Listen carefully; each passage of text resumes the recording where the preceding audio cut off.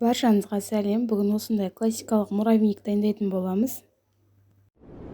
Алдағы уақытта рецептерді көру үшін менің арнама тіркеліп алуды ұмытпаңыздар.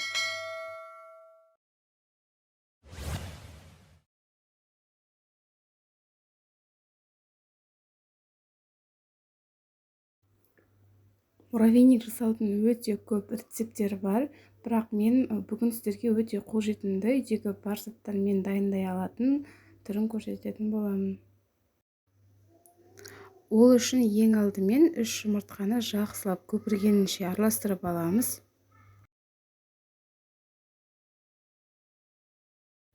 Үстіне 200 грамм қант салып, тағы да жақсылап араластырып аламыз. 1 шай қасық соданы салып, және де бөлме температурасында еріп тұрған 100 грамм сары майды салып, жақсылап көпіртіп араластырып аламыз.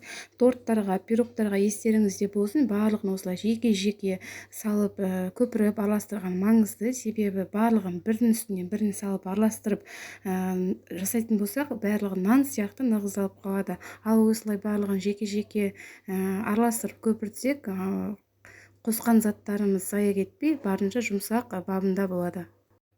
Және 5 ас қасық көлемінде сүтті құйып, соңында ұнды жаймендеп, біртіндеп салып, илеп аламыз.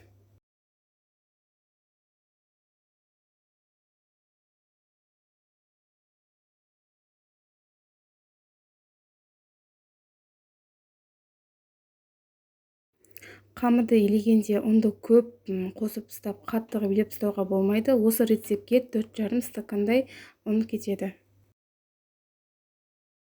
Қамырымыз дайын болды. Қамырымыз өте жұмсақ болғандықтан біз бұны морозильникке 1-2-3 сағат көлемінде қатырып аламыз. Дәл видеодағыдай бөліктерге бөліп, осындай пищевая пленкаға орап қатырсаңыздар, өздеріңізге жұмыс істеуге ыңғайлы болады.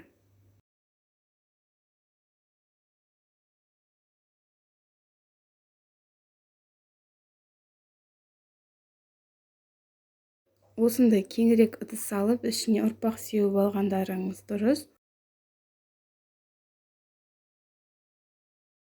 Тоңазғышта қатырылған жаңағы қамырымызды үкіштің көмегі арқылы үкіштен өткізіп аламыз.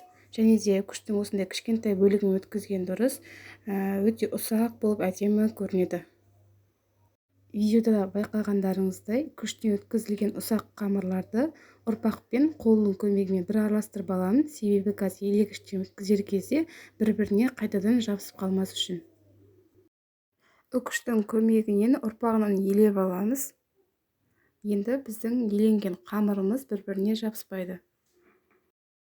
Алдын ала қызып тұрған 180 градус пеште 15-20 минут көлемінде пісіріп аламыз.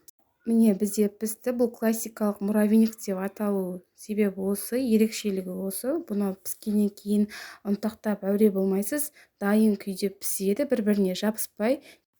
Тек енді қоюлатылған сүтті құйып, осылай араластырып, кез келген өзіңіздің қалаған формаңызға салып, дайындай бересіз.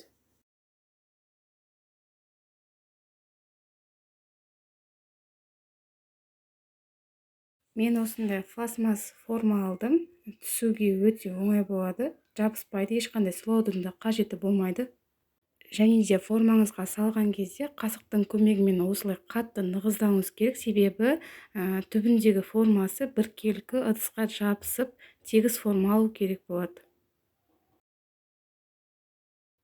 Міне бірнеше рет сілкілеп жіберсең, оп-оңай түсе салады.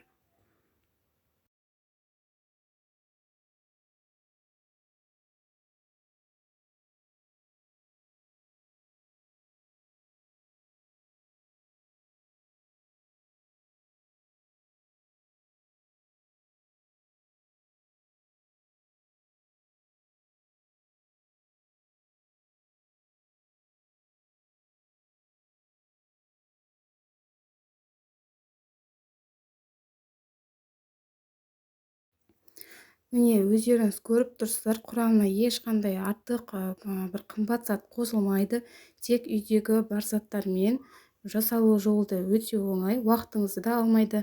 Тіпті мерекелік дастарханыңызға 10 күн алдын жасап холодильникке қойып қойсаңыз, сіздің уақытыңызды да үнемдейді, қаражатыңызды да үнемдейді. Ал дәміне келетін болсақ, енді сөз жоқ, өте дәмді. Назарларыңызға рахмет, және де менің арнама тіркеліп лайк батырмасын басуды ұмытпаңыздар.